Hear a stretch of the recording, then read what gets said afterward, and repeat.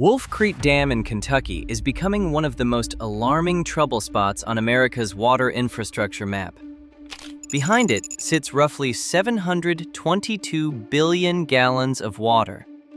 But what sends a chill through engineers is not the concrete wall or the visible body of the dam people see every day.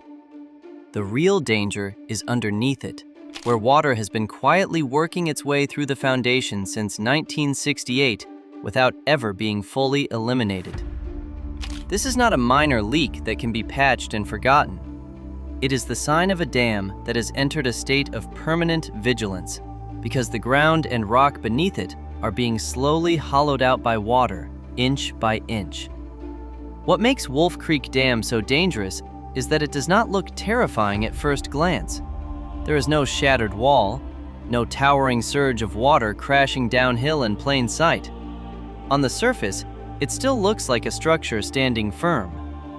But beneath that calm exterior is a decades-long process of erosion that has been quiet, stubborn, and extremely difficult to control. That is exactly why the U.S. Army Corps of Engineers once classified it as a high-risk site and even issued public warnings about an imminent threat to human life. Once officials are forced to use language that severe, this is no longer an ordinary repair job. If the foundation weakens any further, conditions could shift very quickly into something far beyond control. The bitter irony is that Wolf Creek Dam was built to control water, generate electricity, and reduce flooding. It once stood as a symbol of safety, of the belief that human engineering had forced a river into order. But decades later, that same structure has become the reason an entire region has to live with caution in the back of its mind. It used to represent control. Now it feels more like a massive block of pressure being held in place by repairs, surveillance, and the hope that the rock beneath it does not fail again. And when a dam holding that much water has never truly left the danger zone, the next question is no longer how the seepage works. The real question is this: if something goes wrong, how many people and how much land downstream will be hit? Wolf Creek Dam is holding back an enormous wall of pressure upstream, with roughly 722 billion gallons of water packed in behind it.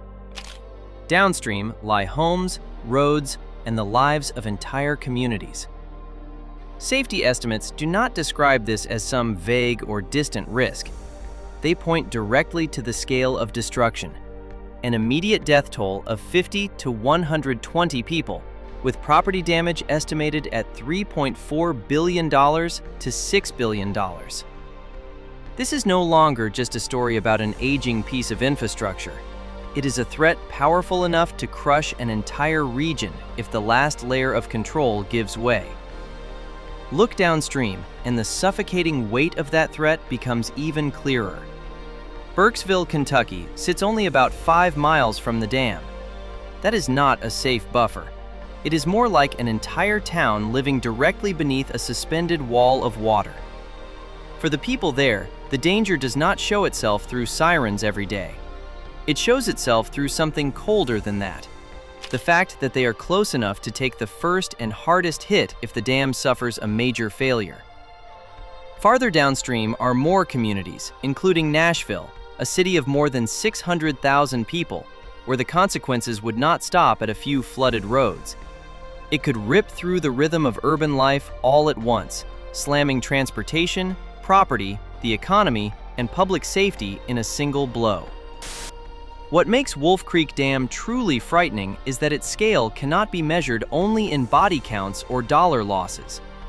The real danger is that a weakness beneath the dam could unleash a corridor of destruction stretching across multiple communities, multiple layers of daily life, and multiple links in the regional economy.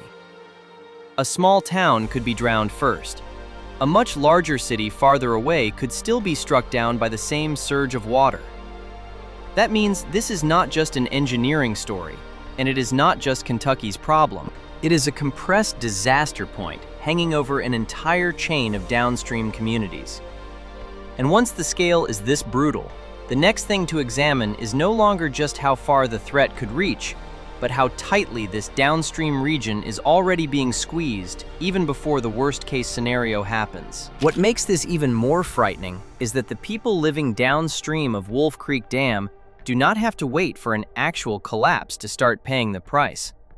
That price has been falling on human lives for years in a slower, quieter way, but one still powerful enough to wear down an entire region. Wolf Creek Dam has not failed, but its long-running instability has repeatedly forced authorities into a defensive posture. The clearest example came when Lake Cumberland had to be drawn down to reduce pressure on the dam's foundation. From an engineering standpoint, that was a way to buy time. From a human standpoint, it was the moment the entire region began to feel the squeeze through a chain reaction. There was a time when Lake Cumberland was an expanding lifeline for the whole area. People came there to fish, boat, vacation, build lakefront businesses, and make a living from the steady flow of tourists arriving year after year. The region once generated about $50 million annually for surrounding counties through tourism, recreation, hotels, and related services. But when water levels had to be lowered to contain the risk posed by the dam, the lake could no longer support the local economy the way it once did. Marinas began to thin out. Vacations were canceled. Businesses that depended on lake traffic began to lose their footing. What had once been a steady source of income for the community turned into a widening gap. This was not the kind of collapse that happens overnight. It was the kind of damage that drains the lifeblood little by little. From the outside, it may not have looked chaotic yet, but underneath, livelihoods were already starting to crack. For the people living around the lake, that instability was never just about economic numbers. It cut straight into the feeling of daily existence. On one side stood a dam under constant watch because of seepage. On the other stood a lake that had once sustained the entire region, now forced downward to avoid something even worse. That means even before floodwater ever roared downstream, life below had already been tightened by the effort to prevent disaster. Some communities did not lose their homes to floodwater, but they lost visitors, lost income, lost property value, and lost the sense of stability once tied to this lake. That is what makes Wolf Creek Dam so brutal. It does not have to fail to crush the peace of an entire region. And when a structure does not even need to collapse to cause that much damage, the real question is no longer how much longer this area can endure it. The real question is why a threat like this has been allowed to stay embedded here for decades without ever being fully eliminated. And when a dam does not even have to collapse to drag an entire region into this kind of long, grinding decline, the root of the problem is clearly not some sudden malfunction. The root lies in the foundation, in the original construction decision, and in a mistake people have been paying for across generations.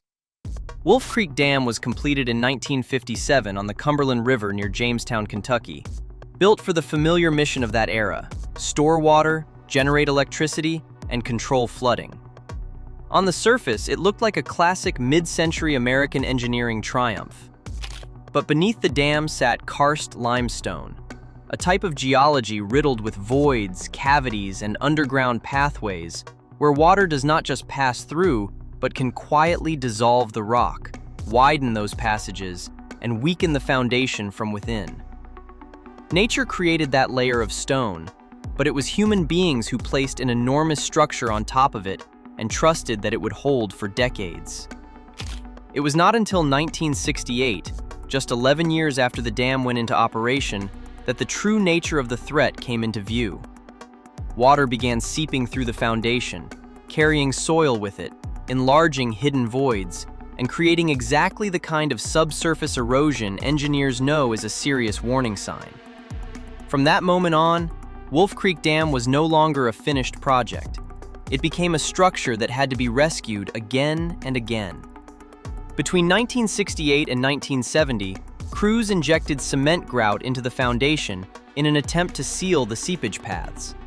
From 1975 to 1979, they built a concrete barrier wall reaching 275 feet deep and stretching 3,800 feet long, hoping to cut off the water's route. But water does not behave according to human wishes. It does not stop simply because a wall of concrete appears in front of it. It moves through, around, beneath, and beyond, always searching for the next weak point in karst ground. That is why, even by 2013, another massive repair project costing $594 million still had to be completed, as yet another effort to restrain something that should have been understood far more clearly from the beginning. What matters most here is this. All of those rounds of grouting, wall building, reinforcement, and monitoring never erased the root of the problem.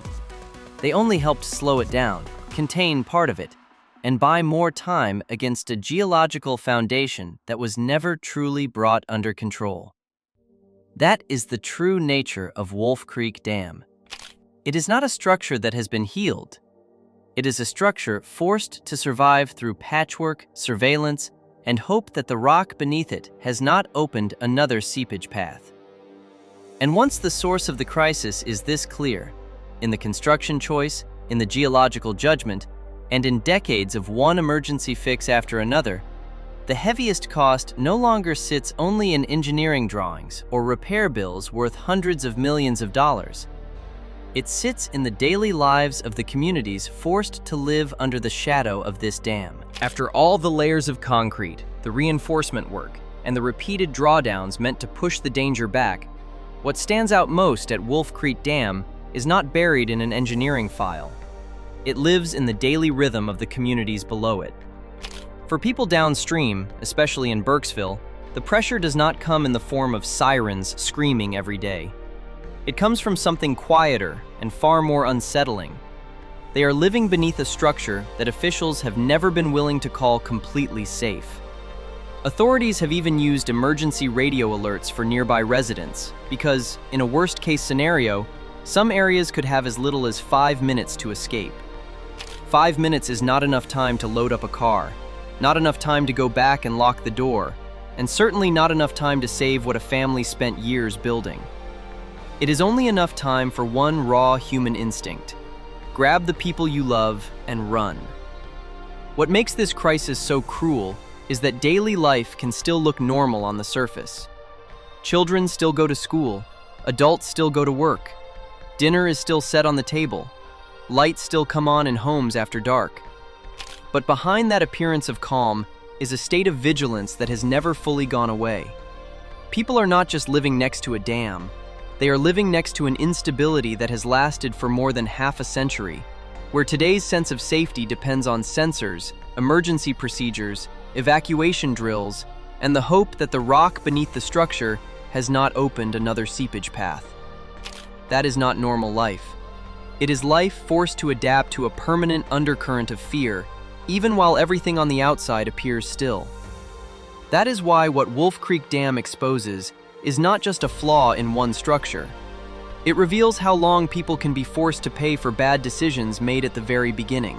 After decades of seepage, after major repair campaigns, after the $594 million project completed in 2013, and after total costs climbed beyond $750 million, Wolf Creek Dam still remains in a high alert category requiring close monitoring.